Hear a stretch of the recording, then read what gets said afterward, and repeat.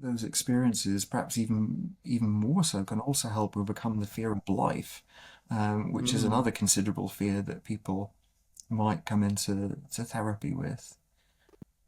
I mean, in a way, but I think part of what has led to us having this conversation is me sharing a video with you of a woman called Amber Baker in America who had had a near-death experience.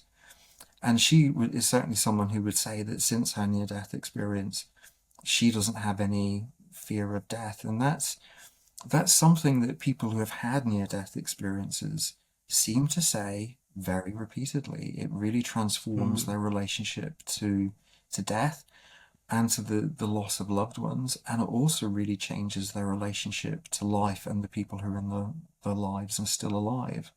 So that's one of the things that really fascinates me about near-death experience. And the fact that some of the things that they say echo some of the things that we might read in, Plato or Plotinus or Mm. Dante or whoever It, it it might is be. quite striking. So it's sort of Mm. enough to make you think, even if you're full-on skeptic, you're on the Richard Dawkins cruise, and you're just like, there's just so much repetition of the same themes, and I guess you could make some theory of why that is, but I think it's very hard to ignore that this does seem to happen. Like, these people are not just making it up. It's not. It's clearly not just like alien encounter stories. Nothing against people who come up with alien encounter stories, but it's not. It's clearly not people trying to make it up just to make just to sound interesting or for whatever reason.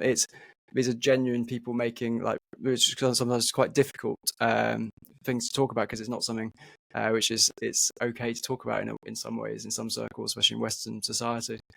So there does seem to be some sort of common themes, and I think it is interesting how that relates to the philosophy around the world, and I guess that makes sense that we have death around the world, and if there is one sort of universal truth, as it were, and truth, however you conceive it, should be unified in the final analysis, even if it seems disjointed now, then yeah, it seems to be something that the near-death experience has to, or any other mystical experience, to maybe teach us, whether we've had them or we're just observing other reports.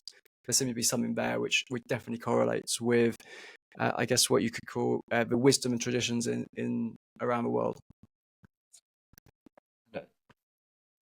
So you looked like you were bursting to say something about 30 Um, seconds ago. as John was saying, I'm much more on the skeptics camp Ah, when okay. it comes to the to near-death experiences. And I wanted your opinion on this because, yes, on one side, as John said, um, the all these common features that are shared across cultures and times of near-death experiences can be attributed to something metaphysical. I would say, with the same currency, you could say that they could be attributed to a perfectly good biological mechanism that our brain has before the lights go off to help calm us down in the imminent prospect of death. So I wanted to hear your perspective on how much do you believe um, there is something metaphysical in there, or how much do you think there is something biological in there that is into play? I'm probably in the metaphysical camp, which might not surprise you. Obviously, there's an intimate connection with physiology, but one of the things that really fascinates me is, well, let's say if I said to you, oh, I think near death experience is real. It's something that's actually happening. It's deeply meaningful. You could say to me, well, of course you think that. You don't have a scientific background. You're, a floozy arts We'll graduate, never say that. humanities, Virginia Woolf, Buddhism. Yeah, of course you're going to think all of that. But some of the near-death experiencers who I find really persuasive, really interesting, have something very interesting in common, which is that they're all scientists. So I'm thinking of Dr. Mary Neal, an American woman who was a cardiologist, materialist, scientist, frame of mind. It's all physical processes from top to bottom. And then she goes kayaking, and her kayak flips over, and she's trapped underwater for half an hour and leaves her body. And also, astonishingly, is told by these loving beings that she meets that her eldest son is going to die before he reaches adulthood, and that actually has happened. And so when she came out of her near-death experience, she was doing everything she could to sort of disprove it, to say, no, it's just my brain doing this, it's my brain doing that. And she sort of has talked through a lot of that and said, well, actually, it's not a lack of oxygen because for half an hour there was no oxygen. So she's one, example, and I always feel so bad about talking about other people's experience. So forgive me, Mary, if I've misrepresented anything about that. But there's other people. There's who am I thinking of? Bettina Payton. She's another doctor who goes into a near-death experience and afterwards finds a similar light emanating from a Buddhist teacher. So she follows a Buddhist path as a result of that. And then you've got Pim van Lommel, Dr. Pim van Lommel, who's the Dutch researcher, who's one of the first people to perform resuscitation in the 1960s. Revives someone, goes in to see them afterwards, expecting them to go, thank you, you brought me back to life. And the person goes, why did you bring me back? Where I went to was so amazing. And then you've got Dr. Bruce Grayson. So he's professor of psychiatry and neurosciences or something at the University of Virginia. So many of the people who are leading the edge here in terms of saying, hold on, near-death experience is significant, we really need to pay attention to this, are actually coming from a scientific background. And I find that really, really exciting, really interesting. It's like a sort of a little revolution, a paradigm shift that seems to be happening within the scientific community, or some sections of it. Okay, it does seem like there is maybe more of an opportunity for science and spirituality to come together in the modern world, because science is, for some of its faults, it is open-minded and very, well, in some ways, but happy to change its mind. And we've got a lot of data coming through now, even for stuff like meditation, on how, and just I guess the psychedelic research studies as well, interesting. So we just got a lot more data than we did 50 years ago, which makes people pay attention to this stuff. I think you're right. There's like a huge amount of data. And I can't remember who I was reading, but someone was saying, oh, people say all of this is subjective. Well, actually, it's not just that it's subjective, because there are discernible characteristics that keep recurring to the point where you can give people advice about this is what to expect next, this is how to deal with it, and especially when you bring together the near-death experience stuff and look at it in the context of the psychedelic revival that you're talking about, John, but then other things like holotropic breathwork, which sort of emerged out of the whole psychedelic revival.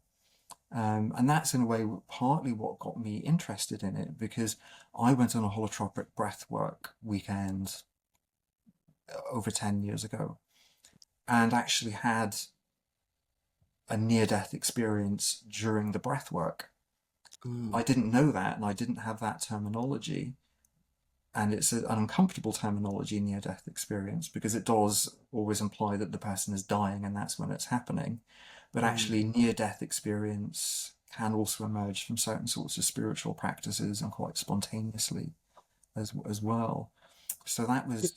Sorry, Stephen, could you give us a bit more information about what is holotropic breathwork that you've just Sure, yeah, described? So for anyone that doesn't know, I'm not as familiar with it myself, so just for anyone that might be watching us to know a bit more. Well, it goes back in a way to the psychedelic revolution that John mentioned, because one of the researchers, one of the key researchers who was doing that research, how can we use psychedelics to facilitate healing in a therapeutic setting? One of those key people was Stanislav Grof, working with his wife Christina Grof.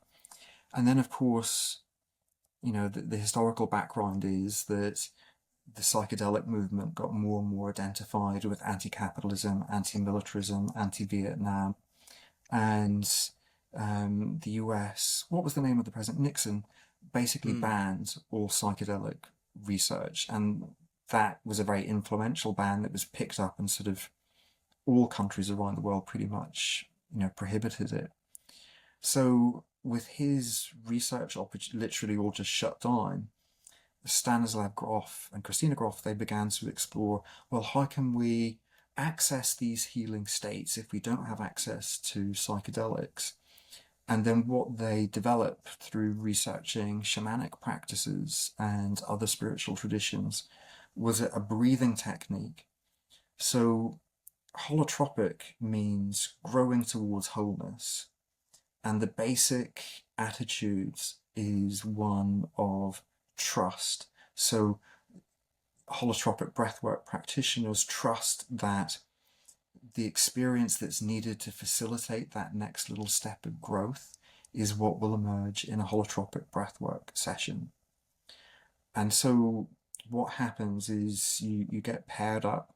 One of you will be the breather and the other will be the sitter. And you're all in a room together, a nice, safe, comfortable space, and then music is played, and the music will last for about 3 hours. It will sort of um, build up and then gradually sort of diminish away over the course of the 3 hours. And the idea is to breathe a little bit more deeply and a little bit more quickly. That's it.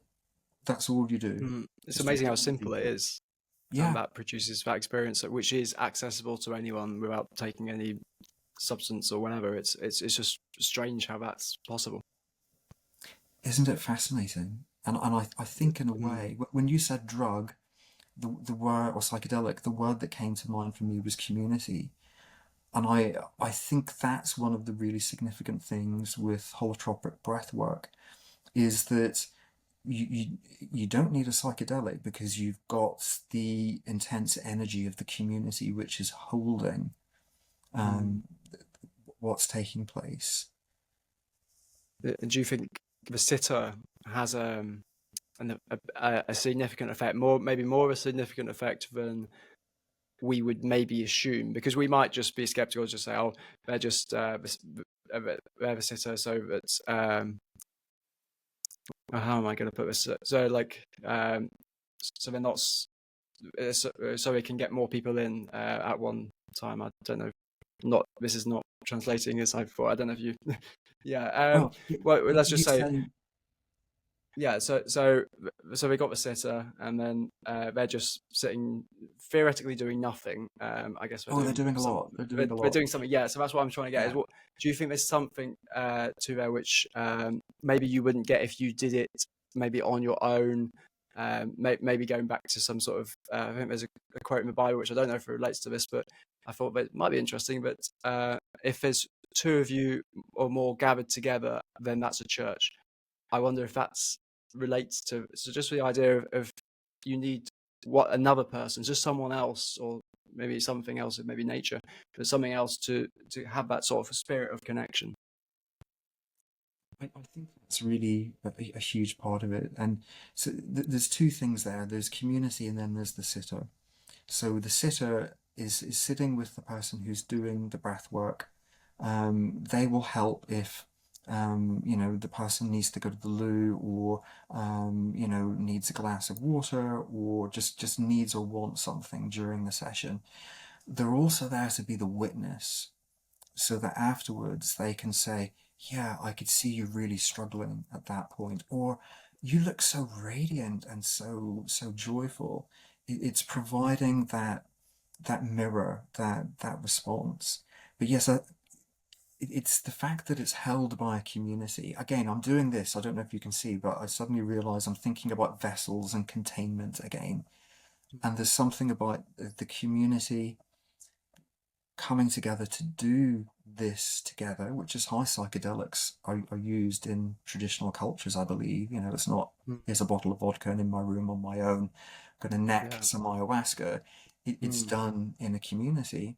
So there we were in a community with brilliant, brilliant facilitators, um, who really held the work. And I think that's what really made it possible for these different experiential states to emerge. And it was the sort of radical thing about it was the sense of how quickly a really purposeful, highly engaged community emerged. That was really shocking to me, and it sort of has Mm. stayed with me as as being almost as significant as the experiences I had actually in the breath work itself. So either the sense of community that you felt Mm. there, like, because of the shared experience, or because of what you talked about, or both. Um, the sense of community was really integral to it, because in the evening what we would do is then sit in a circle and people would share their experience. So there was a real sense of everything being really held and Mm. supported, which meant that lots could emerge. People could go into really quite intense energetic and experiential shifts as a result of the breath work.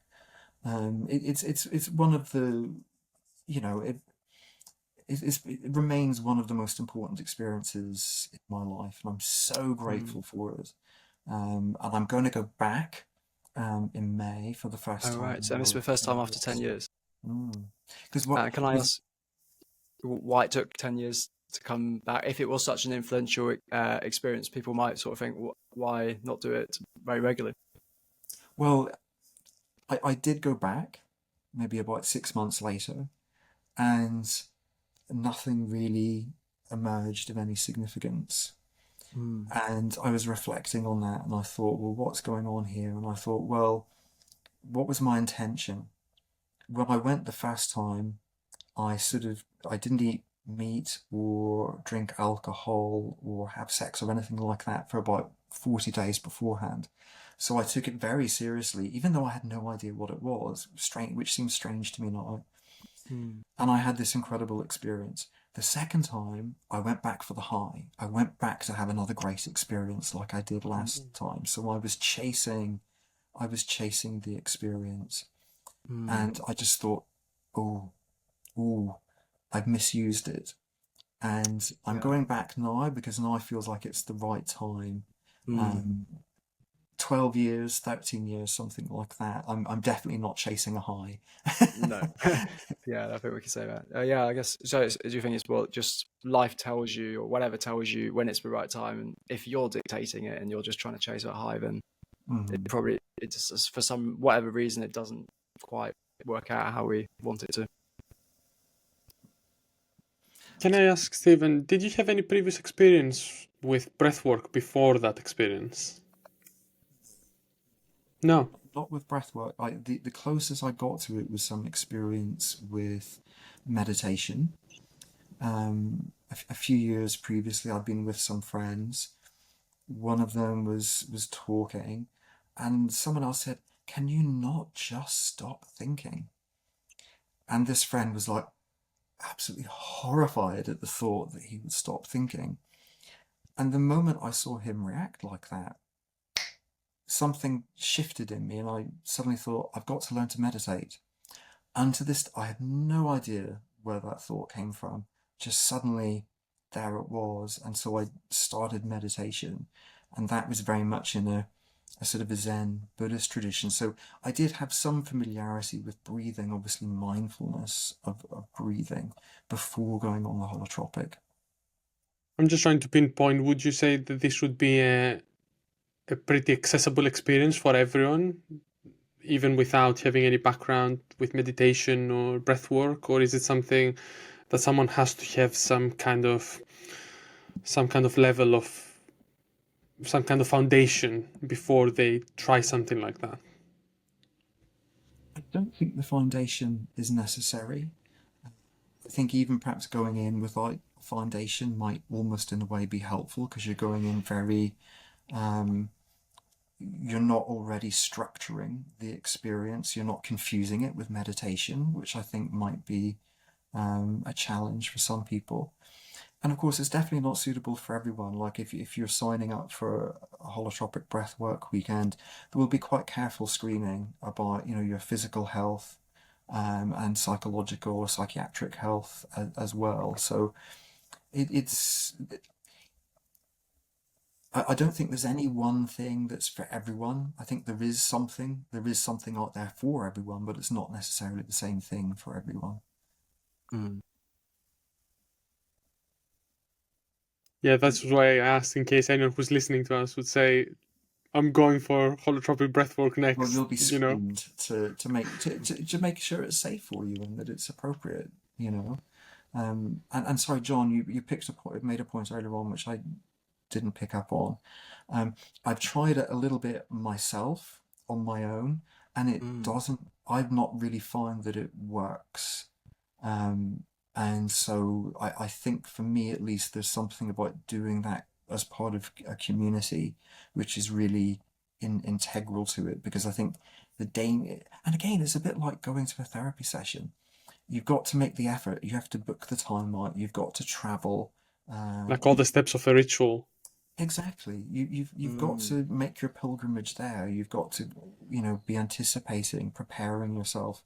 All of that is again really, really important about preparing that vessel. That's all. I'm beginning to sound a bit alchemical, but again, preparing that vessel, in which something might emerge that's going to be helpful or useful. Mm. Would it be useful if I told you a bit about what happened for me in during holotropic breathwork, Yeah. which Yeah, that'd be I interesting. think will then make the connection back to near-death experience and what Mm. was significant there.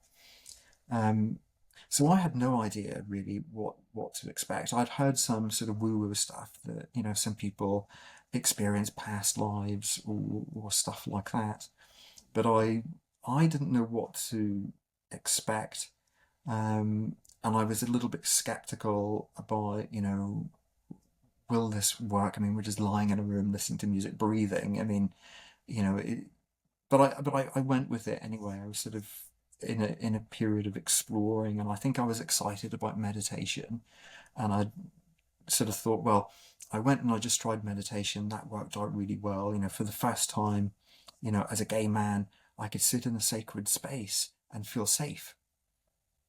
Mm. And that was an amazing thing. And so I thought, well, why don't I keep going? Why don't I keep exploring? And somehow I heard about holotropic breathwork, and so I went and I did that. So there I was, sort of, lying on the floor, doing my breathing and sort of thinking, oh goodness, is anything going to happen? And I don't know how long that went on for, but after a certain point, um, I just stepped up out of my body, and I So was it you felt that you were looking down on your body, your state of your perception was looking downwards. even better, John, I bypassed all of that. So I Mm. stepped up out of my body and into what I experienced as a completely different dimension. So, and it happened really spontaneously. I wasn't trying to leave my body. I didn't even know anything about out of body experience. I didn't know that was Wow. even a possibility. So something in me that wasn't my ego deciding what to do, something in me did that or knew how to do that.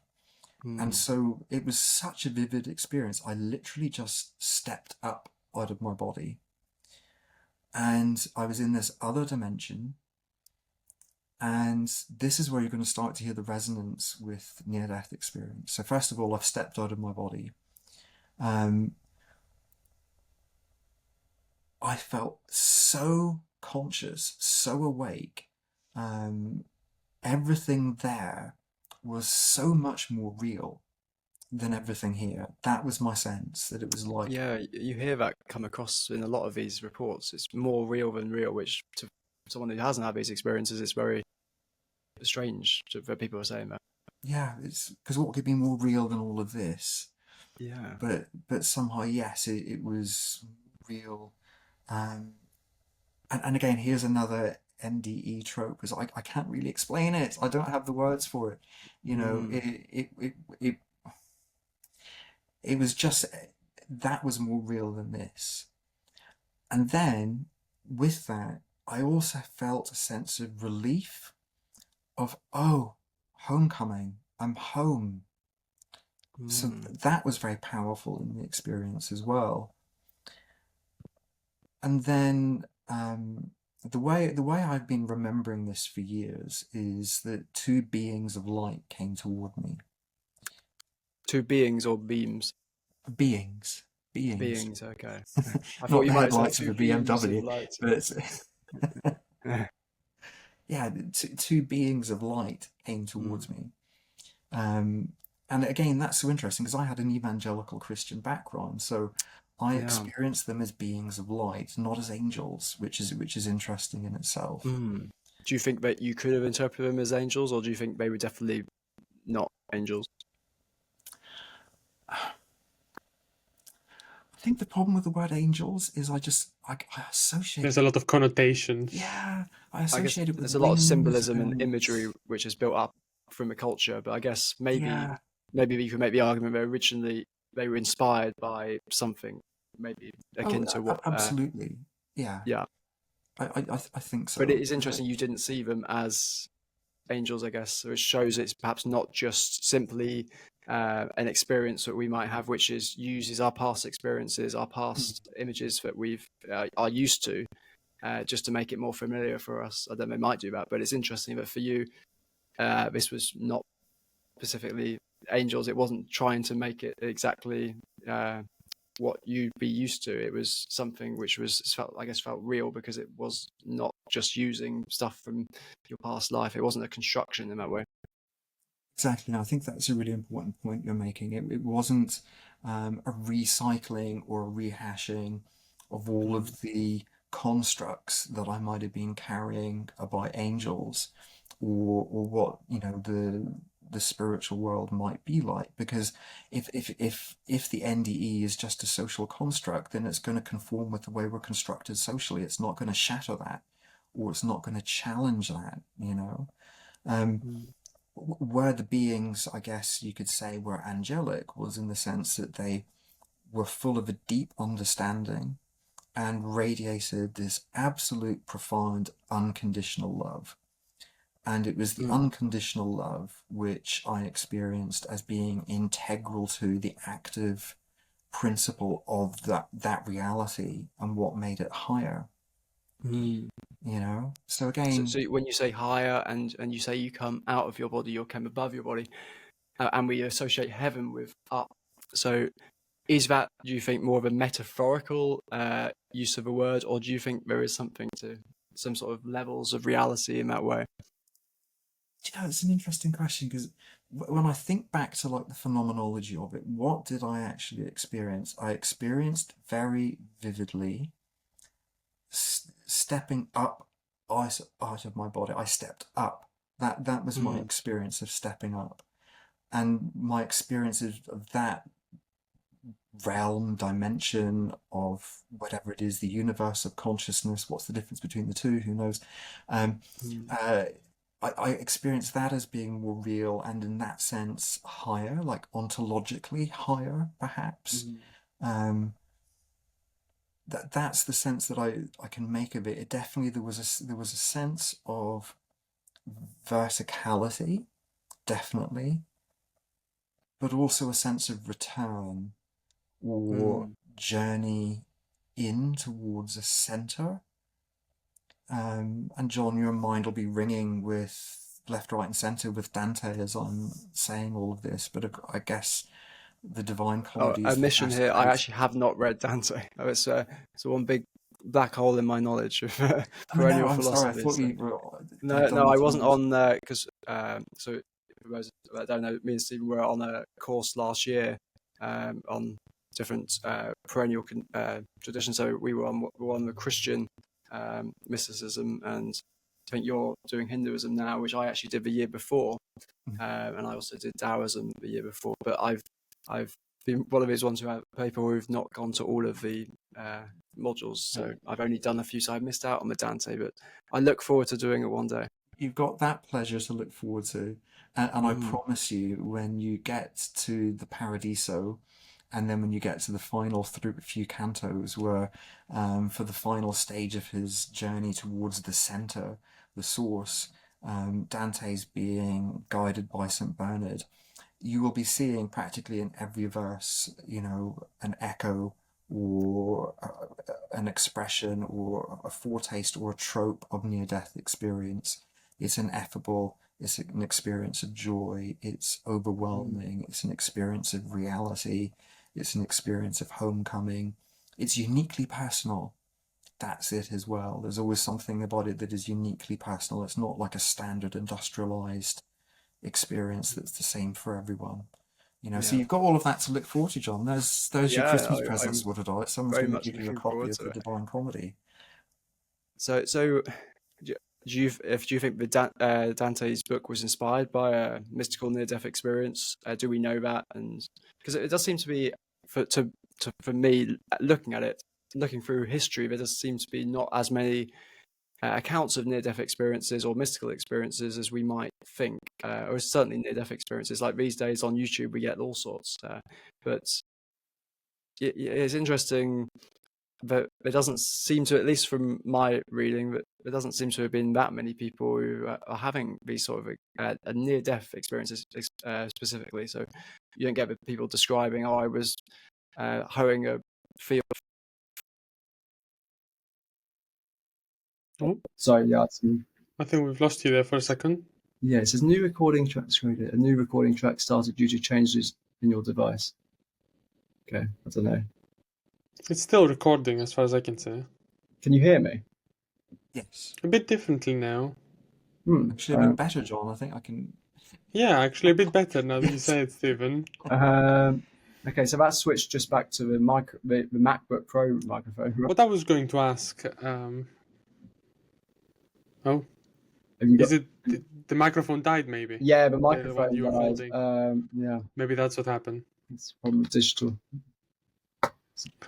What I was going to ask is, based on this, would you think there is a purpose behind people experiencing near-death experiences?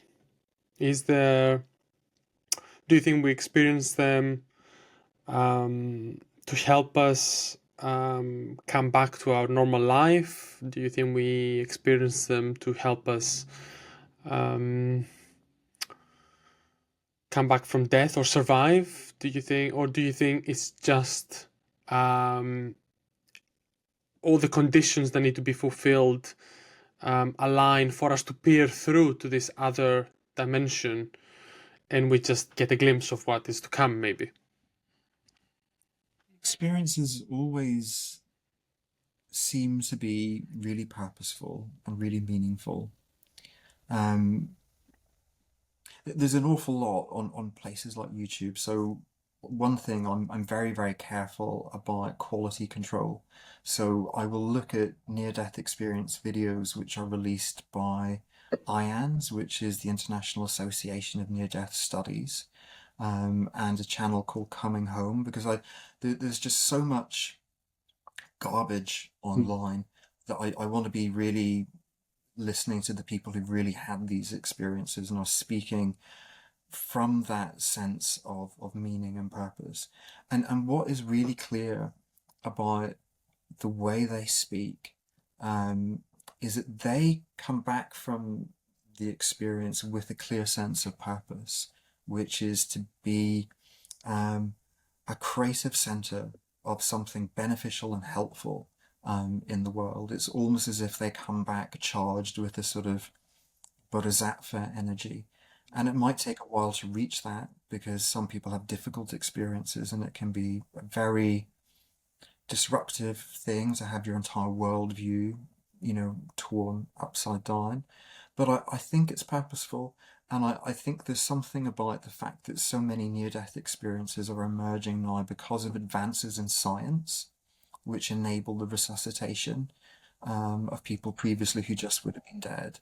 So Interesting. that I think that's really exciting that it's emerging from scientific advancement, and then in turn it's challenging the current consensus about what science is or what reality is. And Dinas, I don't know if that answers your question, but um, I mean, as I can see it, then you do believe an aspect of these experiences is to give us um, newfound energy for life. Then, as far as I can interpret that, which combined is energy for life, but also um, a fresh taste of that sort of perennial wisdom, free from all of the dogma and doctrine of all of the different traditions. Because one of the things that really strikes me is, and this is why I shared this with this video, it was Amber Baker's video. The reason why I shared it was so much of what she was saying was the type of stuff that we were exploring, but she was saying it in a very fresh way, very immediately from her experience, not laden with a lot of, reading of philosophy. So she was being told, you're not your body, you're not your thoughts, you're not your emotions. And that's, of course, a key teaching in the Bhagavad Gita that runs all through the perennial teaching. And she was being told, you're not your circumstances, and you've really identified with your circumstances, and that's really limiting you. And there's a really profound Christian tradition. You think about, Christ crucified, but in that most appalling circumstance is able to be free in those circumstances to forgive. And so all of this is there in these NDE experiences, but fresh in very vernacular, immediate voices. Yeah. I was watching just one last night, a woman called Vina Hill. So at the age of 14, she went on holiday. She took lots of crazy teenage thing to do. Took lots of I can't remember the name of the pills, but sort of caffeine pills to stay awake. And her heart stopped, and she popped out of her body.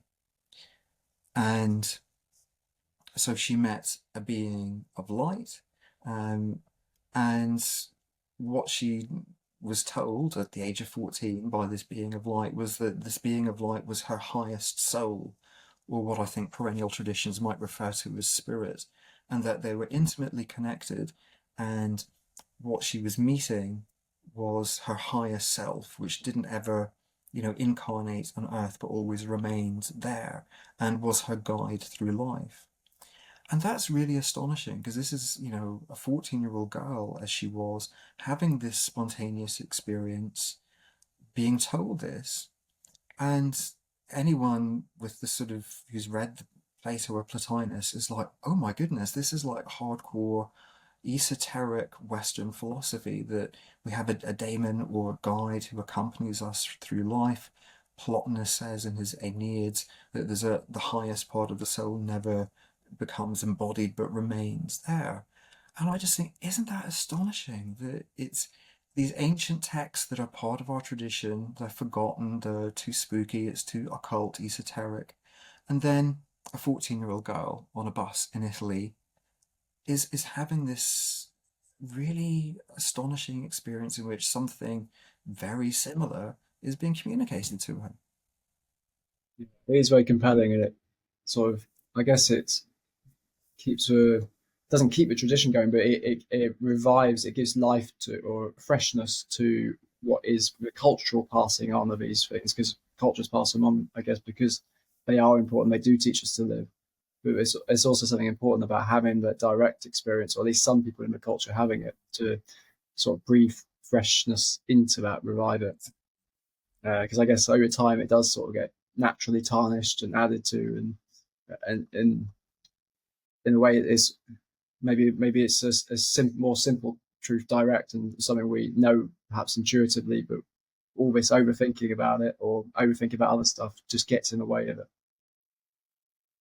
Let's tie that back to the perennial tradition that within each of us is a living stream of water, a living source of life, and if we know ourselves, if we awaken to that, then that can be really transformative. We really know who we are, and that again is something that Amber, I can't remember her name again, Amber Blake. Anyway, sorry.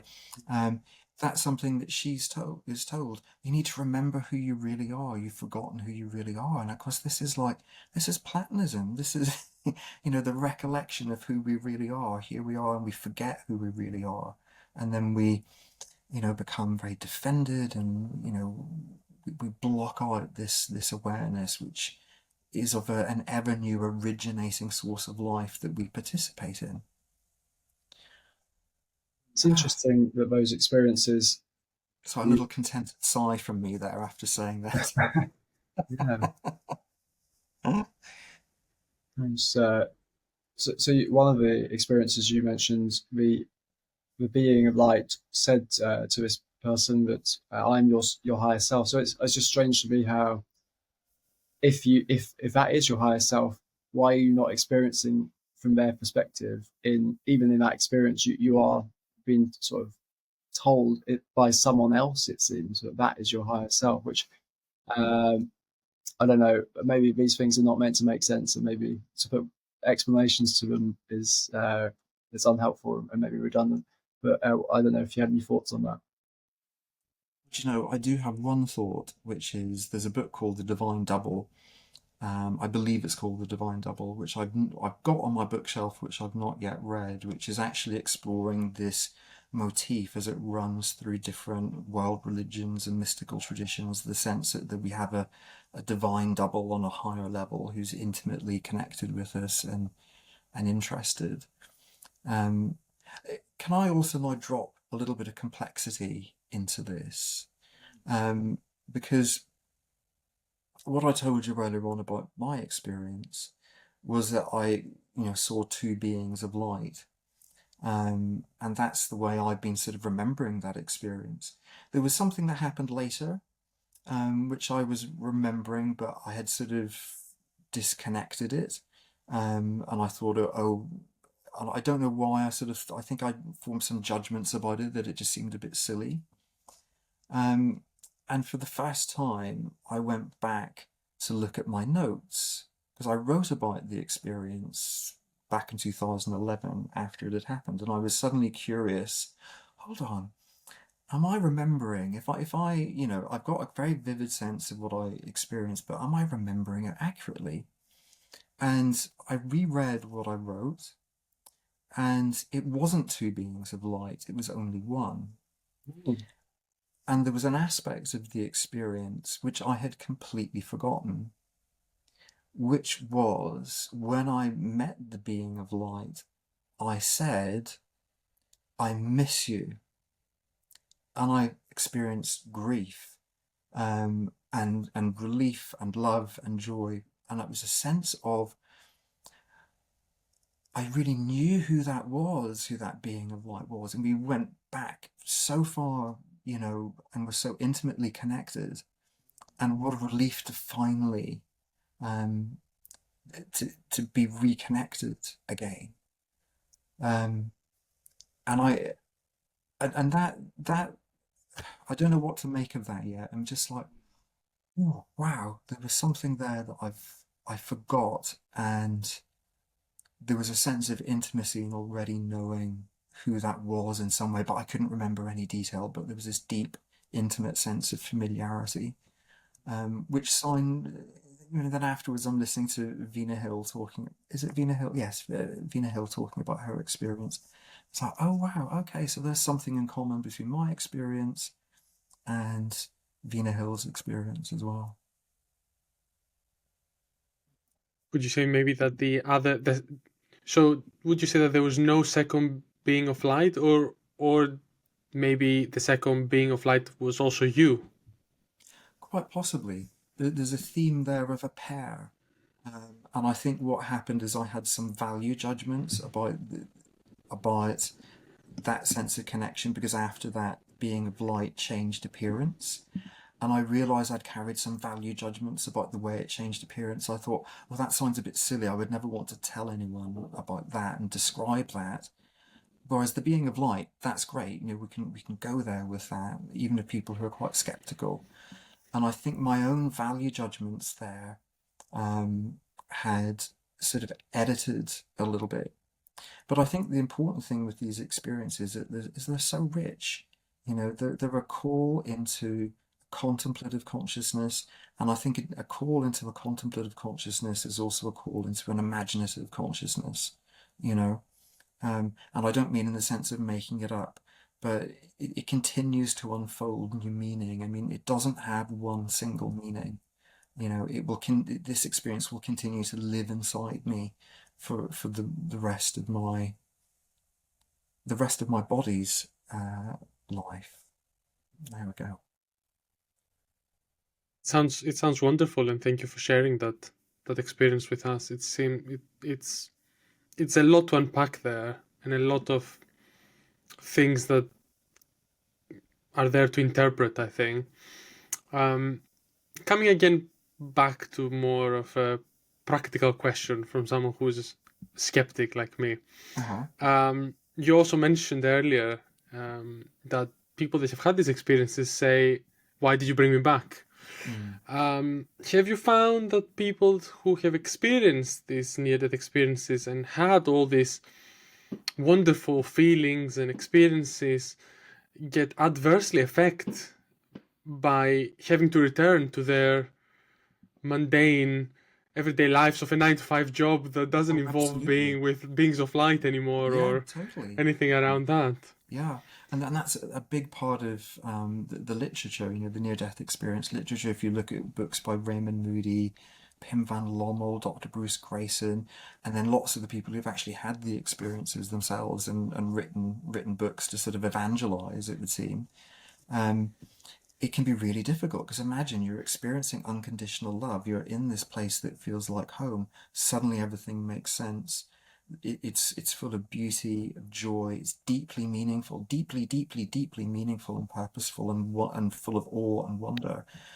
And then you're back at your desk dealing with emails and really hating, a work colleague, or anxious about.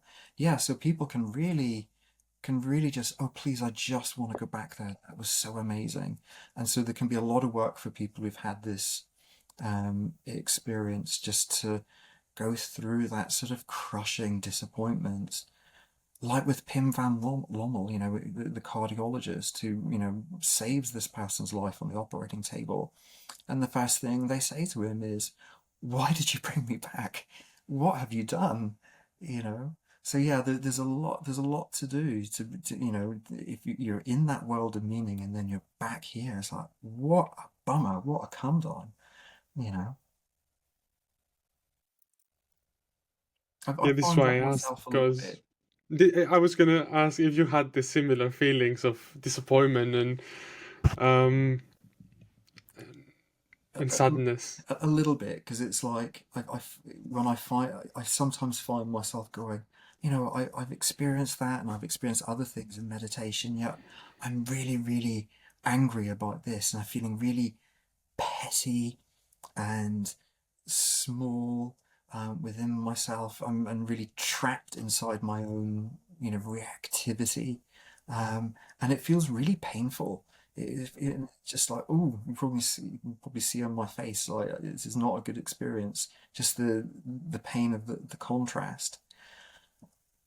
But taking a deep breath, I think that's part of what these experiences are about. It's bringing back that taste and finding a way to make it real in your day-to-day life, to carry it forward without just chasing more of those experiences and turning it into like a sort of a drug addiction. I was gonna go into that. I don't know if you're feeling comfortable, obviously, to share. Would you ever consider taking a psychedelic drug in your pursuit for an experience like that again? if you'd asked me that a few months ago, I probably would have said yes. I've never taken a psychedelic. Um, would I? I think I'd need to be very clear about my intentions. Perhaps I'm being too high-minded. Perhaps a bit of curiosity would be enough. Um, I would certainly be interested in doing that. There's two things though. Again, it would need to be held in a community, and I think this is part of what went wrong in the psychedelic revolution in the 60s and 70s, is that people were just necking this stuff, and then there's no community there to help them process that and also to guide them through the objectivity of the experience. You're experiencing this now, you're going to experience this in half an hour. To do that, you need to sit upright and keep breathing. So that those guides aren't there. And isn't that interesting? Because the moment I say that, I just think you look at the perennial literature, you look at Dante, this theme of the guide is so important. And I think the guides are missing in our culture, unfortunately, which is why I think people are having to experience them through NDEs in other dimensions. So yes, I think I would, but providing the proper, The right conditions and setting is met. exactly, the right conditions, the right settings, the right intentions on my part. But yeah, I do have some ambivalence about it. Yeah, definitely. Hmm. I mean, I don't know if either of you have experimented, if that's something that you feel comfortable talking about. Yeah, Both so looking very thoughtful. yeah, I have in the past had psychedelic experiences, You have, which John. yeah, which Yeah. which have well, I think I did one when I was like had one when I was about 24, or about it's probably about 20, what, 22 or something. But it was I'd never taken drugs before. What inclined me to actually give it a go was that I think I'd seen on a podcast some scientific research they were talking about, and people were saying, the thing that struck me was people said this is the most what people rank it in the top three most influential moments in their life, alongside maybe wedding or birth of a child. So it's like, for me, coming from a background, it's like all drugs are not necessarily bad, but they're just fantasies or escapes from reality. That just made me think, just maybe there's something to this. Maybe like, and I just got curious, and I thought, let's. I think I was going through some healing for my body at the time. I just got diagnosed with celiac disease, and I think autoimmune disease. Probably a lot of stress behind that, which was influencing it. So I think I sort of thought it might be beneficial as that I got into the health scene in terms of following people online who were sort of talking about how to heal your body, and they were often also talking about how to heal your mind, because they're intricately connected. And so there's a lot of those people talking about psychedelic experiences.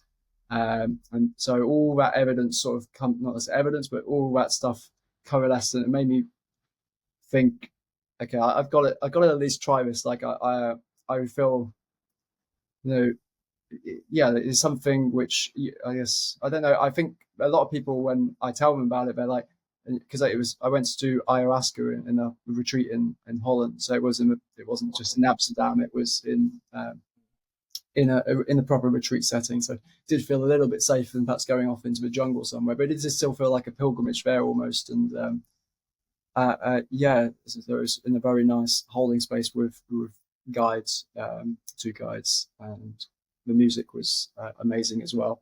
So it was a very profound experience, which I would say was up there with the top three most life-changing experiences for me.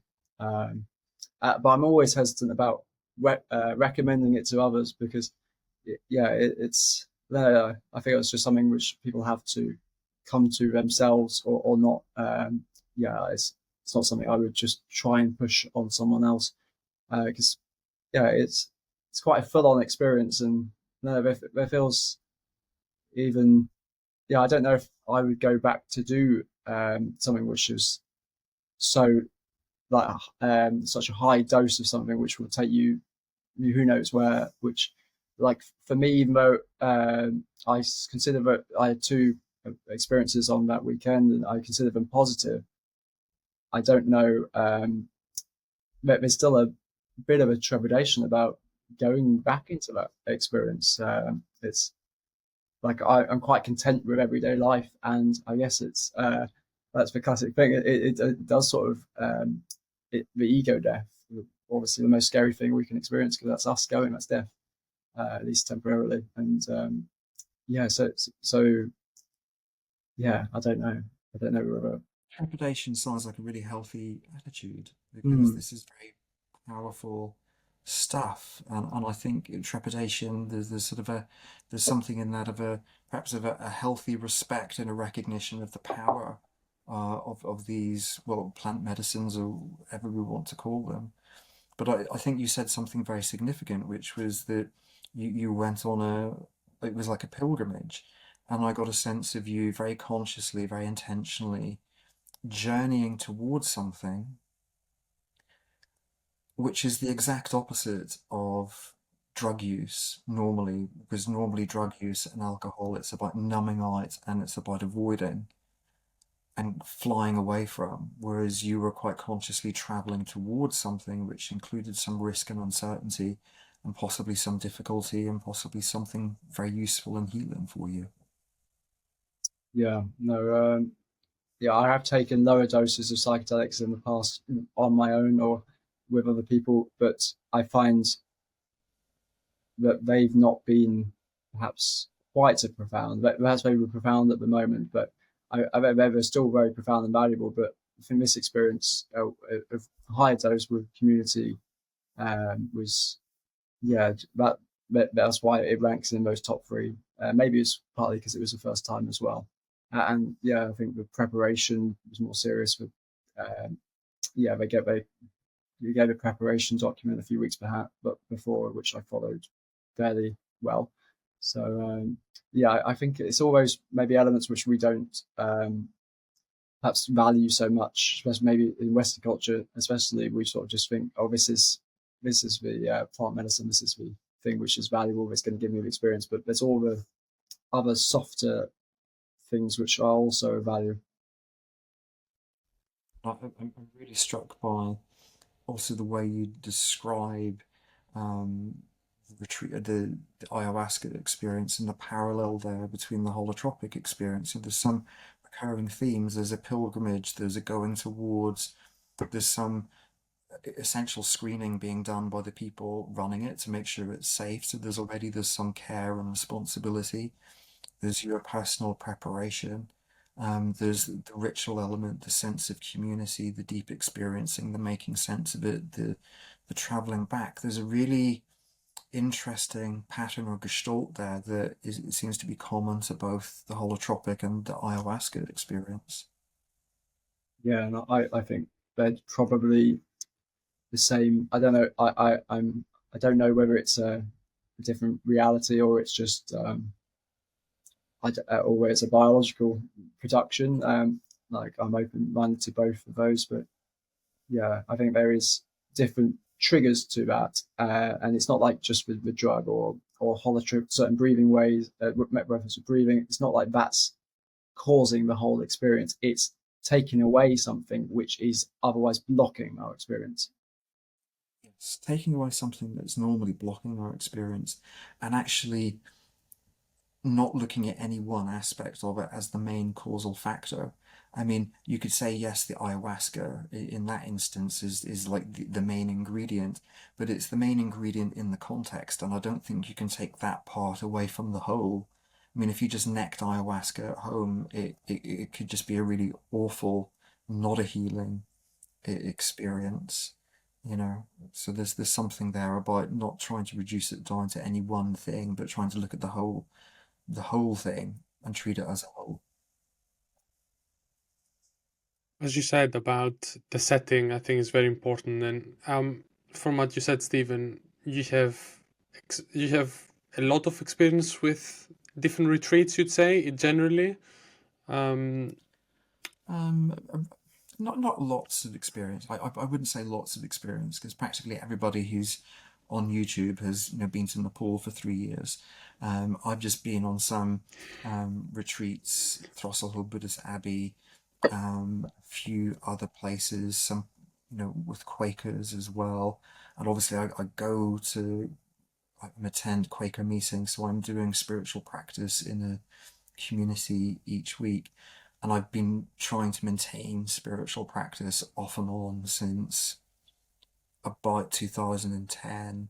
And I've been maintaining a sort of a daily spiritual practice now probably for the last 2 years. So I wouldn't say I'm deeply experienced. I'm still deeply interested and want to do more. It's just the challenge of making all of that happen with everything else that I've got to do.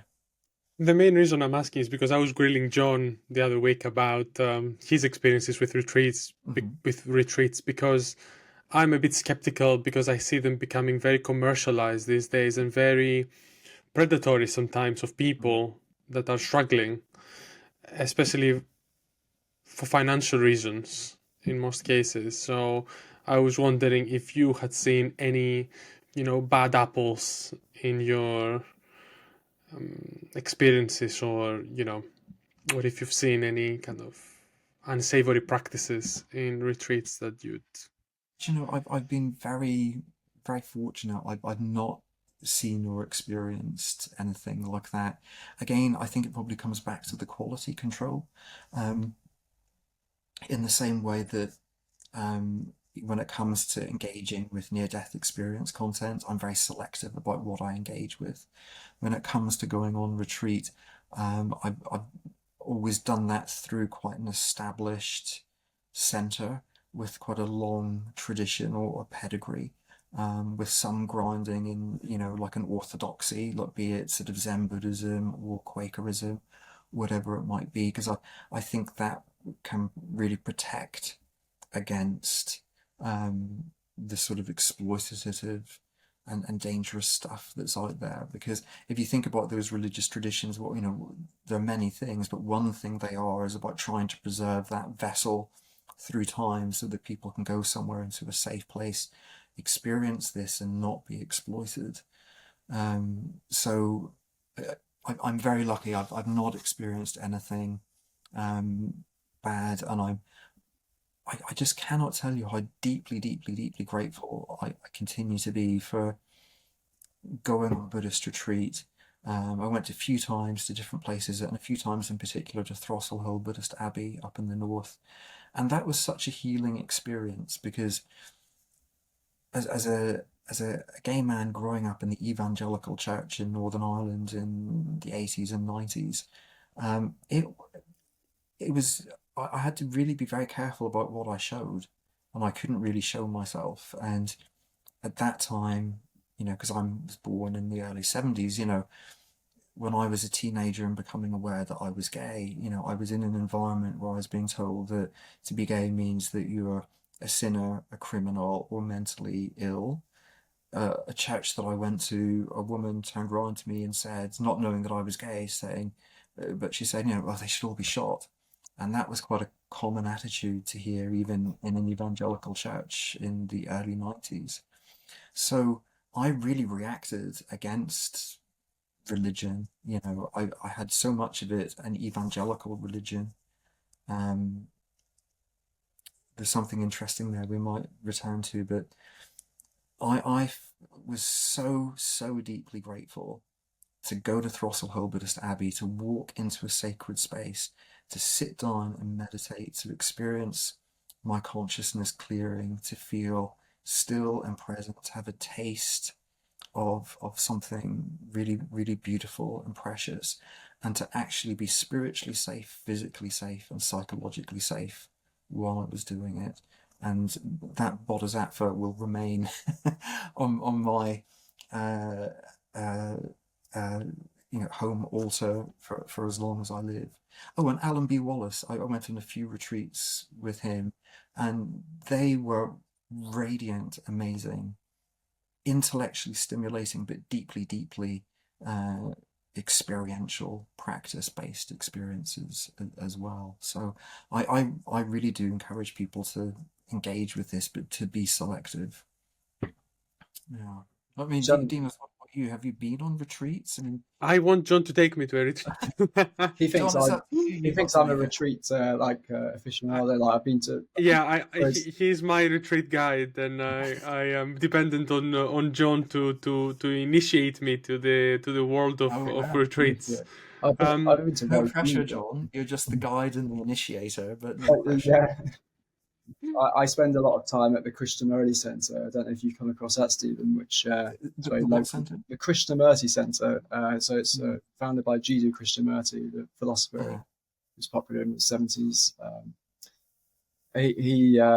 Yeah, it's a very unstructured retreat, really. So it's just a place in nature where you can come. It's quite a pure, in a way, quite a pure retreat. And I think maybe I would be interested in going on a more Buddhist retreat, but this is just a holding space in nature, which you just chat to other people who are like-minded, pretty much. And you got, if you want to, you've got like 1 hour or so to listen to some of his teachings, and then you've also got 1 or 2 hours to dialogue in a group of about, say, like 5 to 15 people, and the dialogue is a bit like, maybe a bit like this. I'm not sure. It's very free flowing, is what I'm trying to say. It's not you're not trying to educate people or trying to teach people or say that you're right or wrong. It's just exploring and just pure dialogue. So it's a very pure um, retreat in that way. It's very unstructured, which is what I like about it. But I would be interested in exploring maybe the Buddhist retreats, because I've heard a lot of people do these 10-day silence retreats, and I don't know if you've done that one specifically or anything like that. done 7-day silent retreat, which is definitely much more structured. I mean, I really like the signs of your Krishnamurti retreat. That sounds very Quaker as Yeah, well, because like Quaker I think it service probably, is yeah, it probably so is. unstructured, Mm. which is beautiful. It's very free, very open. And I feel I'm a bit ambivalent about that sometimes. Sometimes I like ritual. Sometimes it's really, really helpful. I've not sort of found the sweet spot with that. But yeah, I have been on the 7-day silent retreats. I went twice, to three times when it was strictly silent, and then two others that were a week long, but it's a bit looser. You could talk. But a 7-day silent retreat is so shocking. Um, if someone said to me, "Oh, that sounds so relaxing," and I was like, "You have no idea." Um, Difficult. oh my goodness, because like there's no escape. You are on that map with whatever rubbish is going round in your head. And I learned that when I'm sitting, kneeling down on the what I call I can't remember the name of the cushions and the mats and things, I would get a bit of discomfort in my knees. If I paid attention to that discomfort, my mental energy magnified the discomfort into pain. So that was already a really profound lesson to learn. Oh, the way that I direct my attention can radically alter and intensify my experience for good or ill. But there were definite moments of just, I cannot stop all of this stuff going around in my mind. And one of the shocking things about it is you discover how preoccupied you are about certain things and you don't realize, you know. Which is why at one point I stopped meditating because a neighbor threatened to kill me and tried to physically attack me. And that was a very frightening experience. This is again about 12 years ago or something. I went down to ask him to turn down his music. He was on drugs. He said, "I'm going to kill you," use more vivid language, and lunged for my neck. Fortunately, someone who was in the flat lunged at him and and then I ran away. Um, but I stopped meditating after that because I couldn't bear to experience the depth of my hatred for him. And this is the thing about it's like a 7 day or extended silent retreat. There's again, you have to be willing to go towards the stuff that you might otherwise want to avoid. And that can be a really like, I've just hit a brick wall, you know? And then there are also moments that happened at every retreat where all of that would just suddenly fall away. And my mind was clear, radiant. Uh, ch- again, it's a struggle to find the words for it, but suddenly consciousness stabilized, clarified, and I was so present, which is giving me little echoes of the near death, the Yeah, it's holotropic. interesting. I was going to comment on that because, in a way, there seems to be those two different types of what we could call mystical experience. One feels very real and in the world, I guess, we end up coming out of this 7 day retreat, and one feels like it's otherworldly and symbolic or whatever. I don't know if you got any observations on that. I think they feed each other. They Mm. support each other. I think the holotropic is perhaps an intensification of something that might happen in meditation, which then becomes more visionary, and it's contemplation plus imagination. Um, but with the retreat experience, it was definitely very gentle, and I felt very, very, very present. And that was a really wonderful and again a very healing experience. So I think part of the problem with one of the challenges with meditation, and I do this myself with my own spiritual practice, is we time box it 20 minutes. And the good thing about a 7 day retreat is that you can really, really go into it because so much of what happens by just enduring, by just doing it for longer so that your physiology has time to settle and so that you have time to go more fully into the experience, So I think that's the value of taking the time out to pilgrim to a place where you can give more time and attention to practice. Dinos, does that make you all the more keen to go, or are you thinking, yeah, perhaps leave that till next year? No, I'm definitely keen. I've been keen for a while, I would say, because I think there's a lot to learn from these sort of experiences, and that can help you navigate your life and help you deal with the immense stresses that most people experience in their everyday lives through their work, through their commitments, through their lives in general. So I think there's a lot to learn about yourself and discovering um, different ways to manage yourself through experiences like that. I would say so. I'm definitely keen to have experiences like that. And do you have any sort of spiritual practice at the moment? Do you meditate in any way, or would it be just like a complete new experience?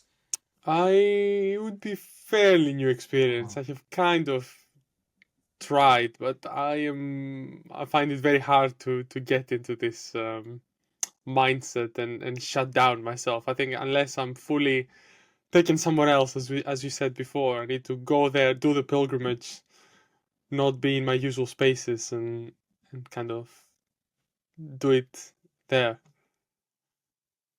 John That's eventually takes you on retreat. I guess if you've not been before, I probably wouldn't recommend like a week-long silent retreat. I think that might be I a think I'd bit probably pulling my bit hair out. much. I think like an introductory retreat where there's a Not time. unless someone tapes my mouth, but then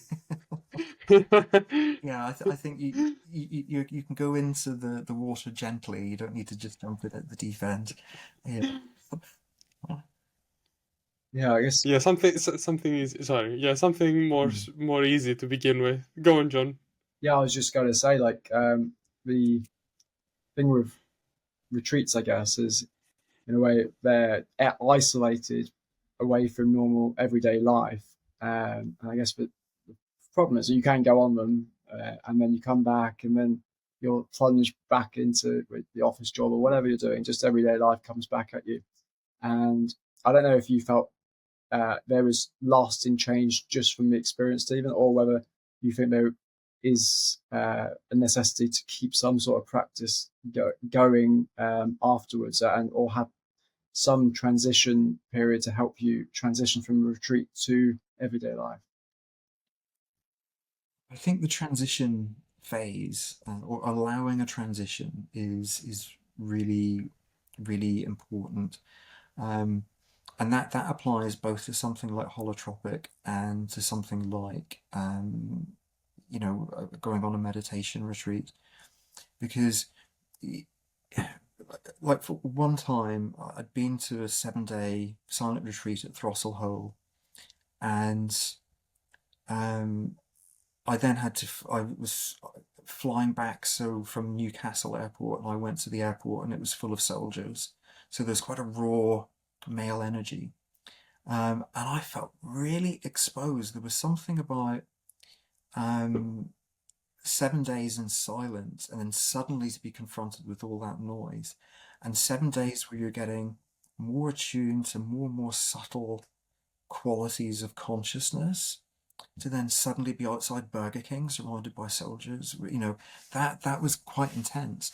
So and again, the holotropic, coming back from that, I had a few days just to sort of like digest and assimilate the experience, and that was something we were given advice about, like, take some time out, go for walks in nature, allow yourself to really process, assimilate the experience. So I think that is essential. I think that's really good thing to do. On the question of, is it enough just to go and then that's fine? I think you might have a transformative experience, especially if you went to holotropic. If you do that, though, the chances are you're going to want to explore it, and the best way to explore it and stay connected is probably through spiritual practice. So you might find it gives birth to a desire to do that. And I know myself that the times when I engage in contemplative or spiritual practice, I just feel more present. I feel more alive. And the more that I do it, the more that I want to do it. And so that means, yes, I still do want to go away for like the week-long retreats or whatever it might be, but I see them as being, as really mutually supporting each other. I wouldn't want to be without either, really. Which is why I've started going back to Quaker meeting on Sundays, so that I can be part of a spiritual community and not just meditating on my own, or practicing prayer on my own, which is what I'm doing most days. Yeah, it's interesting that there's a lot of people, I think, are sort of interested in meditation these days, but that's just doing it on their own because they're perhaps in a Christian society, and I guess things eventually are getting more popular, especially if you're in like London. You perhaps can go to a community of people meditating. But yeah, it's interesting that disconnect from community and spiritual practice, which was so historically entwined. And I think I wonder if there's like how the church may be able to adapt to meet that, because it seems like a lot of you mentioned you do prayer, and I don't see a great deal of difference between prayer and meditation. You might have other thoughts, but it seems to be a lot of the basis there for the churches to be able to become places for people who perhaps not don't want to sign up for the whole evangelical side of things, or that they might see religion as perhaps just as like they need to accept certain things which they feel they can't fully accept, or yeah, it's whether it's just interesting to speculate where could Christianity, if any, have any role in facilitating this community and ritual in a way which may be able to bring in more people than it would have done otherwise, or has been doing. It's a really huge question, because I think conventional Christianity, or let's say the Anglican tradition, I think that's very much in decline. I think the congregation numbers are dwindling. I don't know what's going on with evangelical churches. I think Quaker numbers, unfortunately, are dwindling, which in a It's way interesting seems that. surprising. It Yeah, is, because that you think surprises that me. might be the direction that Christianity might take to embrace more people. So yeah, it is. Well, you go on. Yeah. I think part of what might be going on there is because Quaker service or Quaker meeting is so unstructured. People sit in a circle, you walk in and you sit and you wait for the spirit or the light to move within you, and then if you feel moved, you speak. And you don't have to speak, obviously. It's only if you're moved to. So it's a very pure sort of practice. But I think lots of people might find that a bit daunting or a bit confusing. I find it really helpful to go to a Buddhist center, and I was taught how to meditate, and there was incense, and that was really lovely. So there was a bit, again, a bit more ritual, which it wasn't heavily ritualistic, but it was again a container, because here I am, I have no idea what I'm doing. But you've got Vishuddhamati sitting at the front with the incense, and I'm thinking back to Finsbury Park Buddhist Centre, where I learnt Metta Bhavana meditation. And I think there's lots of people are craving that. So, well, guidance. There we go, the guidance. And I don't know if there's that much guidance in Christian traditions. There's not that much guidance as a way into spiritual practice. And I think that's what people are craving, which is, that actual experience through practice, not hymns or a sermon, which might be a bit platitudinous or a bit fire and brimstone or whatever. It's something more experiential and personal and vivid. And I think that's perhaps why Buddhism might be growing, whereas Christianity is perhaps dwindling a little bit. And I could have all my growth and decline figures completely messed up, but that's my sense of what might be Yeah, I going think on. in Western societies, at least, the picture in especially third world countries is actually more interesting than we perhaps would Mm. otherwise assume. The religious numbers are growing. Like Islam and Christianity are going to be actually increasing as a percentage of the world Oh, really? population by Okay. 2050, as far as predictions. I don't know how Interesting. they done the prediction, but yeah, it's because partly just because people have more likely to have children if they are in one of those what's it, Christian or Islam. They're just they generally tend to have more children, so they're just going to outbreed people who are atheist or perhaps Buddhist. And I think that's probably a problem that Buddhism's had for a while. Yes, and it's interesting as well, the forms of Buddhism that are sort of popular um, in the UK and in America. It's it, it's Zen and it's Tibetan Buddhism.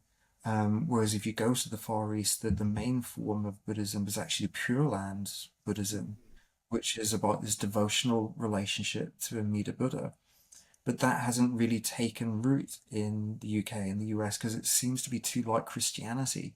So I think there's lots of people looking for, religious or spiritual experience who really don't want it to be like Christianity, which is an interesting phenomenon. And if I could sort of design my own church, it would be, or religious community, it would be Quaker-like.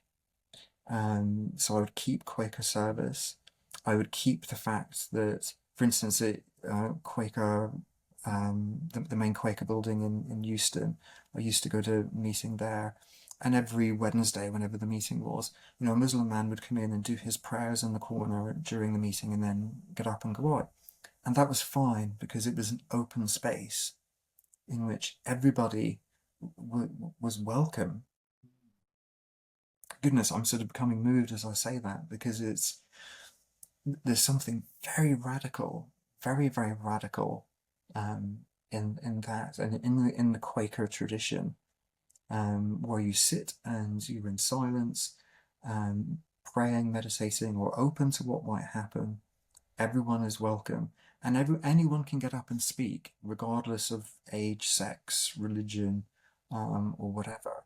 And that's why it was persecuted in the 17th century, because ordinary people couldn't get up and minister. Women certainly couldn't get up and minister. Servants couldn't do that.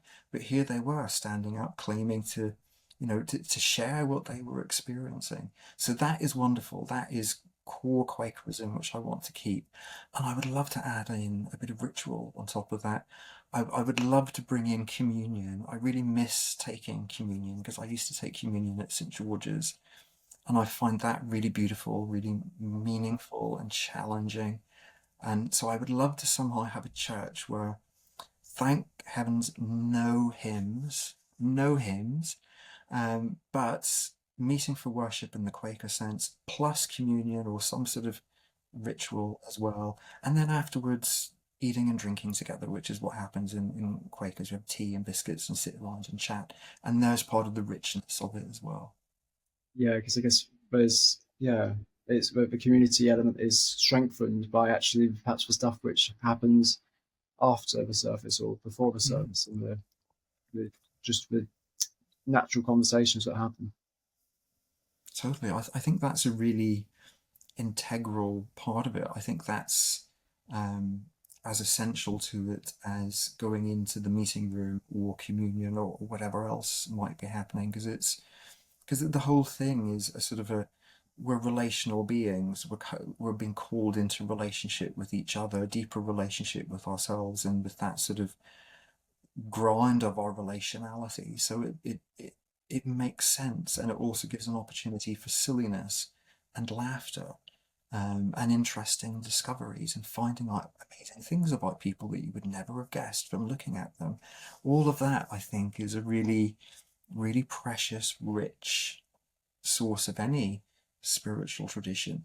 But having said that, it presupposes that there is a permission for everyone to be themselves.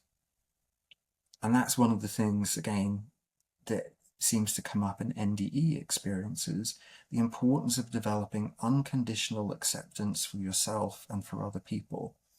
And where you've got a community that's developing that, I think that's a spiritual community that's really thriving, because so much can happen, so much becomes possible. It becomes possible to take the risk of saying something or sharing something. Um, yeah, getting moved and carried away again. I think that's why I like going to these retreats at the Christian Remedy Centre. Partly is because it's a space which shouldn't be a radical thing, but where people can come to from different backgrounds and say whatever they think is well their truth or whatever you want to call it. But they can just speak and not be feel that they have to be limited by saying the right thing or whatever. Yeah, I think it shouldn't be it shouldn't be that hard, but it's surprisingly rare, or at least that people don't see it as something that they can go and do for whatever reason, or it's not very well marketed. I don't know what the problem is, but yeah, I think maybe it's a simpler problem to solve, and that's a lot of that's people in Christianity are worrying about. But isn't it interesting that you use the word radical? Because isn't it strange? At first, I think, isn't it strange that this is radical? Because it just seems Mm. so simple. It's like people getting together and behaving in a thoughtful way around each other to explore. Yet there is something radical about it, and and I wonder if that's to do with, the individualism of our culture, and perhaps that becomes a danger that in our culture we might try and cherry pick spiritual practices like mindfulness so that we can optimize our performance and work, and it all becomes a way of self-managing the what is apparently our individual anxiety, but is actually an anxiety that's created for us by the situation, in the cultural situation in which we're trying to live. Did you have any thoughts about that sort of risk of technologizing practices to support a particular sort of cultural or social arrangement? Technologizing practice. So, how do you mean uh, technology? Well, taking something like mindfulness, Hmm.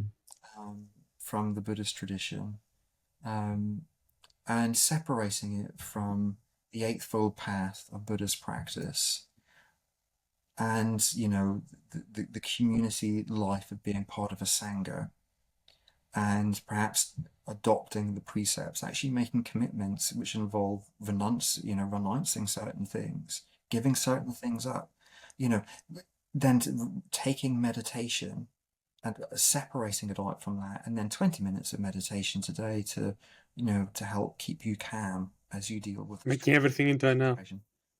What was Making that, everything. Dinos? Making everything into an app effectively for someone to buy, and application. Yes, totally. Yeah, in a way, you can make the argument that it's making it more convenient, more accessible to people. You've got the science behind it, so people are able to extract it from the tradition, knowing what they think is the valuable bit and which they think is the dressing, which doesn't need to be there. But yeah, maybe there is a danger in that. I have heard people speak to that. I don't know what to suggest on that, because it seems to be quite a nuanced issue, which I'm not sure it's right to necessarily say one or the other. But yeah, I think definitely it maybe to speak against the trend of doing that, just to direct people to maybe think about there might be something valuable in the traditions as they are. That's not to say that also you can't get roped into stuff which might seem cult-like, because in a way it's hard for people who are coming from perhaps no tradition or another tradition to find the tradition, which, like, in a way you can feel like almost you're joining a cult. And there's a fine line between cult and tradition. It's like someone probably said that religion is just a acceptable cult, or a big enough cult. Once it gets big enough, it's called a religion. But yeah, no, it's an interesting thing. Think about that. It's also hard to tell the difference between a cult and a religion. Somewhere where you're actually safe to grow as a person, and somewhere where you might be coerced or manipulated in some way. Because the coercion and manipulation isn't necessarily just like they're trying to do it. It might be just maybe in some evangelical churches, for instance, it's just the social expectations of other people going there, as you be a certain way and think certain things and do certain things. I forgot to ask if what your sort of religious or spiritual background is. I mean, were both of you raised in any particular spiritual or religious tradition? Do you want to go do this? I can go first. I'm obviously, being from Greece, the prevalent religion is the Christian Orthodox Church, is the main religion that is followed in Greece, I suppose. So yes, I think the default is that you go to church on Sundays and you go through what everyone else does. Especially when I was growing up, even at school, they used to take us to church on certain days. And to be honest, I grew up very disinterested in all that, because since I was quite young, I wanted to learn science, not religion. So, but I was still fascinated at the hold that it had on people, let's say, and how important it was for a lot of people, and it is still for a lot of people. But I kind of hated a lot of aspects that came with it, a lot of attitudes and a lot of ways of thinking that came out of people that were practicing those actively practicing being religious. So I don't know if that pushed me away a little bit more. What sort of attitudes, Deans? Very, very closed-minded attitudes for a lot of change, a lot of new ideas, and being generally narrow-minded in a lot of things, I would say. It's interesting that, So, because Jesus himself, who is the person I guess the religion's about, was very radical and challenging of ideas, and just going back to the bringing everyone as a community together. He was radical because he shared bread with people who you weren't supposed to share bread with in the culture at the time. yeah, I mean, as you say, I mean, the teachings might say one thing, but people tend to be very hypocritical. I know it's a very cynical way of thinking about it, but I found people would say, oh yeah, we're doing Lent now and we're fasting for 40 days, but at the same time doing every other sinful thing you can think about in these 40 days. But yeah, but I'm still practicing, because I'm not doing X, Y, and Z, but at the same time doing everything else you can think about being bad, from talking bad about other people to themselves not really practicing what they say they do. So I always found that very disappointing. And It seems to put people off religion. I think that sort of observation that modern society perhaps allows us to step back and look at religion more objectively. We sort of get put off by those elements which are more visible to us, which I guess are maybe not necessarily reflections with religion, but reflections on human nature. And I think there was a survey which said that actually Jesus is fairly well, much more popular than actually Christianity, which you think that they were the same thing, but they were radically different in the survey I think they did in America in terms of people's openness to Jesus as a person and his teachings versus the church. And how wonderful that we live in a society where we are actually free to step back and look at different religious traditions. And if we want to step closer and to explore them without any sense of you've got to be doing it. And I think, Dinas, what you were mentioning about the sort of the narrow-mindedness, I wonder if there's just some sort of risk inherent in institutionalization and conformity, which can sort of create a sort of a narrower form of religion. Because like that is one of the shocking things. Like if you read the New Testament, which I'm just beginning to do, as I'm beginning to get over my fear of the Bible, it's really striking how Jesus is so radical and is hated by the Pharisees, by the religious establishment, because they're all about exterior observance, conformity. They're really angry with him because he heals someone on the Sabbath, and you're not meant to work on the Sabbath, and it's like completely missing the point. And it's so strange that he is someone who seems to be let the institution shatter, or let's reinvent this. Let's interiorize this. It's not the kingdom of heaven after we die. It's within us now. How do we realize this and make it happen now? I guess religion's become it's like culture. It's the need to pass on something rather than the that's about belief, I guess. I mean, you could say faith is the faith that there is something true, so you can let go of it each generation and feel it fresh. And I guess Jesus was, and all the prophets. What's typical of them and prophets in other cultures is they talk to this perennial wisdom, which or whatever word you want to put on it, and just refresh it and say you've got caught up in things. You might have had the sort of passing on of this perennial wisdom, which has somehow gone wrong, and they're there to sort of refresh it. Totally, and I think the refreshing is needed, because there's something I can think that happens where it might start out culturally as rich experience, and then it becomes a set of beliefs and practices, and then it becomes mostly a set of beliefs, and then it might even become just a cultural identity, even if you don't really believe in it or have any experience or any real feeling for, but it's just part of your cultural identity. And I think that's a very strange place for religion to get to. You can see why there's a sort of a continuous need to renew this, to renew it. Because Dinos, you were saying that's one of the things that put you off Christianity, just blind practicing a ritual. And I've heard the same speaking to an Indian person that I met in a hostel a few years ago, and he said he's put off religion because his mother just practices these rituals, and you can maybe our judgments are wrong and the people are getting something from them, but there's definitely maybe just the blind following a ritual just because it's something that your past generations have done. I think there's something that does tend to put people off who that's looking at things perhaps more objectively.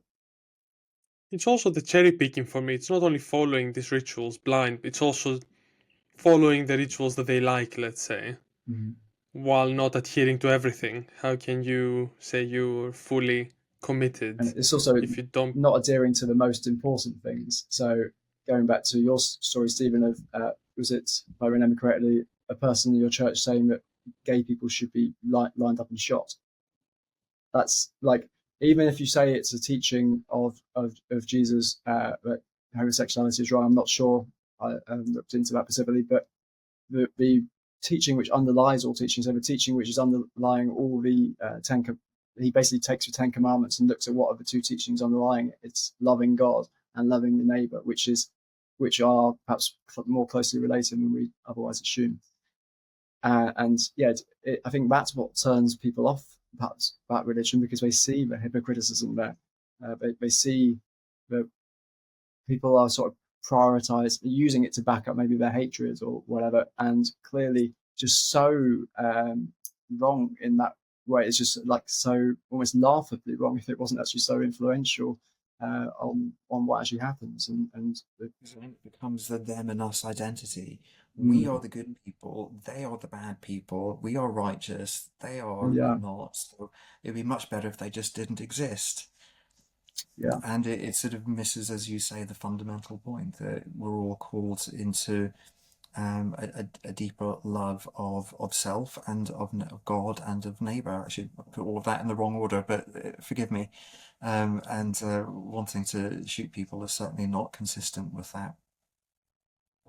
And it discredits religion. yeah. And And the do deservedly not so. judge as well, being like That's like another big so many people are like criticizing Christians, partly rightly, but not all Christians. Many are great, but they criticize them because they see them as the most judgmental people, perhaps, but in their lives are the yeah. Christians, which I don't know why it got so turned around. I think there is some evidence of it turning around for the better in maybe the UK at least. I'm not sure about America, but yeah, it is interesting why it's got so distorted. Like it's maybe that's the danger, maybe of culture, too much emphasis on culture and not enough on faith in what's behind that culture. And also psychological stuff that's not worked through, which then becomes dangerous. Mm, Why this emotional and intellectual need to really believe in God as a judge? Where does that come from? Which is where the NDE experiences become so interesting again, because a lot of evangelical churches would really reject NDE and say it's all, demonic deception and so forth, because so much of what's happening is not to do with judgment and eternal damnation. What seems to happen in things like the life review, as many people have experienced it, is they relive their life, they re-experience everything that they did, but what they also do is experience how everybody else was, what everyone else was experiencing, and the judging that happens is them judging themselves, uh, and it's awareness of the ways in which they fail to act from love in the world. So and that's a very, very different idea of the role of judgment. And it even changes the role of forgiveness, because I can't remember who it was who was talking about her NDE experience. She was saying it wasn't really so much that I forgave people for the bad things that they had done to me, but as I was reliving everything, I understood completely what was going on for them. So their behavior made sense. So rather than needing to forgive them, my understanding gave rise to a compassion.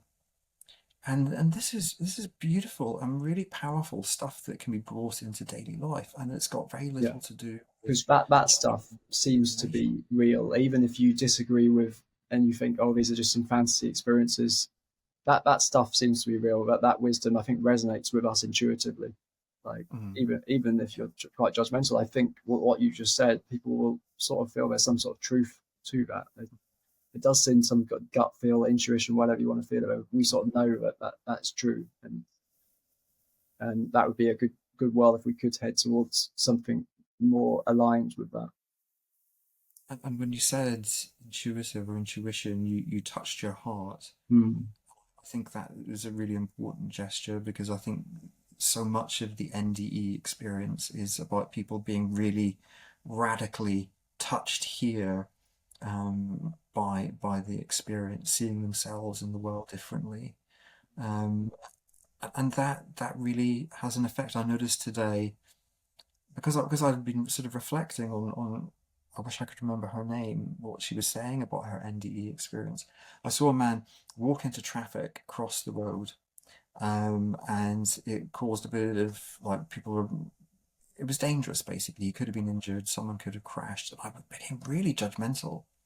It's like, oh, a stupid thing to do. Imagine doing that. And then I caught myself. I thought, oh, I'm judging this other person.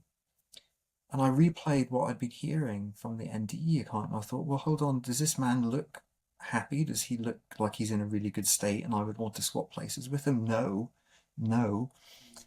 And perhaps if I had a deeper understanding of his experience right now, I wouldn't be judging him. It would make sense. Perhaps some part of him was like, I don't care if I live or die, so I'm just going to walk into the street.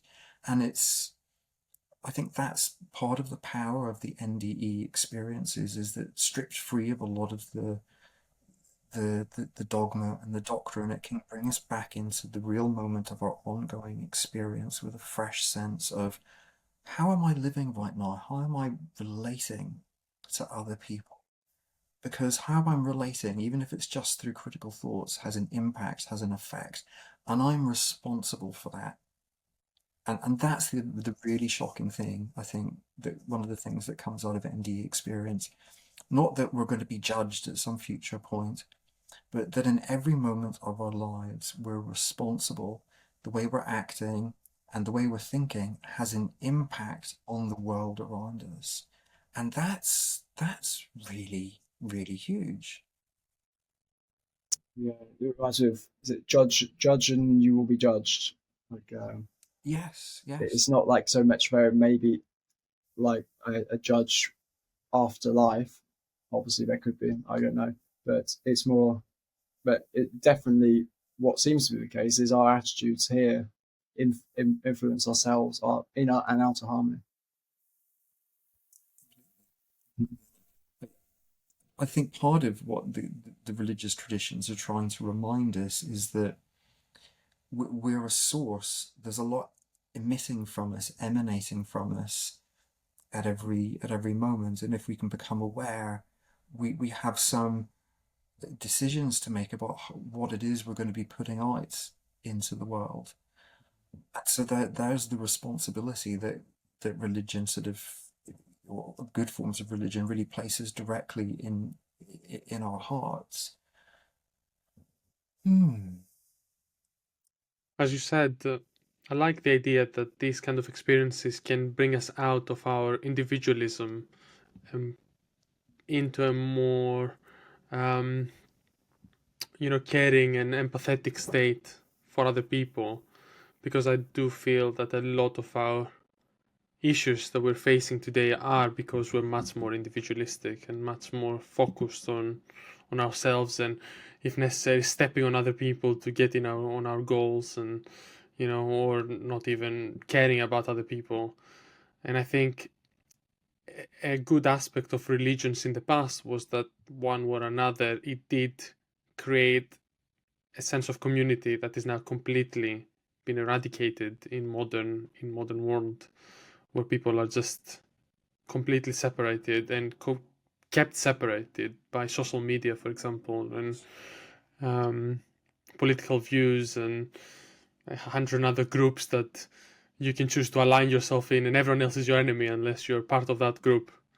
But the So I think, problem in the US, well, especially at the moment, is how pronounced both sides are. It's like if one side wins, it's going to be the end of the republic, and then if the other side is saying the same thing about the other side, and I guess both have got some sort of evidences. You cherry pick the facts, but if you don't, the point is if you don't have like some sort of underlying unity, something to bring us together, and like some people would say, it's the American nation. It's been with pride in the American nation, but even that's problematic because it's I guess people sort of sense that in a way that is a fictional creation. Obviously, there are elements of America. What is America? But I think religion could play some sort of role there. But religion itself is divided with, or even many different Christian churches. It's because you can really see in the ideal world like Christianity or whatever. So Christianity in America, for instance, even if you hated your neighbor, or if you disliked your neighbor's views, then you could still come together at a deeper level, and that would be okay. But at the moment, we seem to be drifting away because we haven't got anything connecting us deeper. There's something about those forms of religion and social media which completely reverses, what Amber Baker was taught in her NDE. You're not your body, you're not your thoughts, you're not your emotions. So suddenly there's a spaciousness, and actually you're a creative center, and you have a choice about what you put out into the world and how you connect with other people. And that can really get lost with religion because it becomes about, I'm identified with a particular way of thinking. You think differently, therefore I'm gonna go to war against you. Or social media, I think this, you think that. I'm completely identified with my thoughts. I completely identify you with your thoughts as I understand them. No, I hate you, you hate me, we're really angry. I mean, it's a sort of, It's a negative spiral to the oh, bottom, really. Yeah. and the worst thing about it is there's an intentionality behind it. It's a system of manipulation. How can we use people's ignorance, for want of a better word, lack of awareness of their thoughts and feelings? How can we get hold of that and use that and weaponize it to get everyone online more angry and make more money out of it? If you interview anyone about social media, I hope you'll try and speak to Shoshana Zuboff, who is a really Professor Shoshana Zuboff, who wrote a book called Surveillance Capitalism. And I think, it's so interesting that we're sort of branched off onto this, because if we're thinking about the perennial tradition and, what's going on with NDE stuff and the revival of interest in kind of contemplative practice, I guess we need to be aware that that's happening in this context in which there's such heavy structural manipulation of people's experience for profit. And she would be a wonderful person to speak to about exactly how corporate interests and social media are integral to shaping the environment, the cultural situation in which people are, looking at social media, but also trying to get onto their meditation mat. It is unfortunate because this seems to be the goal these days. Make the more angrier, to make the people as angry as possible, to get more engagement and therefore more money, and therefore continue the cycle. Make the people more angry, get them furiously typing, and Same with politicians as well, but just for not say money but power, or maybe in a way some sort of perverse altruism. I think if any means is justified, so we can use these people who've got their own problems, we can speak to those and try and channel that anger towards getting them to support us. So you are sort of manipulating that crowd. So that's how democracy, I guess, one of the downsides of democracy is you need to manipulate the crowd. Or need to. It's seen that you need to manipulate the crowd in order to win. Which brings us back, of course, to Plato and the Republic and the danger of sophistry and confusion of truth with winning the argument. And, the focus then becomes not on what's really true, what's really needed, what is justice, but how do I manipulate the public, in a particular way by appealing to particular emotions or ideas. It's such a rich idea. It's possibly beyond the scope of this evening's conversation. I can feel my Yes, energy's flagging a little we could bit. do a whole 3 hours on that, but I think probably we should try and wrap up somehow. But it's been very good just going over all this stuff. I think it's all related, although we've sort of gone into all sorts of different directions. I think it's sort of very personal, but also quite broad as well. So it's been really good to have that insight from you, Steve. So thank you. It's been so wonderful to talk to you, and thank you for inviting me on. And I'm really struck by how certain themes seem to have kept re-emerging. This theme of pilgrimage, of going towards something rather than avoiding it, the role of community, of openness to experience, but some discernment in experience. All of these things are very, very, very rich. So thank you. I want to say the same as well, that it's been a pleasure meeting you, Stephen. And I'd loved hearing your views on all the topics that we've discussed, and also I think you're I think you're probably excellent at your job. You're probably excellent at your job, and even the way you speak and the way you communicate is extremely calm and soothing, I would say, even. So I think that that must be a pleasure for anyone you've worked with to get to know you. And I would also like for you to tell us, for anyone who's listening, any ways that they can reach you if they want, and if anyone is interested. So Have a look at my website, stephenlittle.co.uk. That's Stephen with a PH, so that's got some bits of information about me on there, but I'm also on things like counselling directory and psychology today and so forth. So thank you so much, and Dinos, I really look forward to hearing about your first meditation experience. I hope John is a good and capable guide and initiator. I'm sure he will be, and I'm sure I he'll do a look good forward job. to hearing about your experience.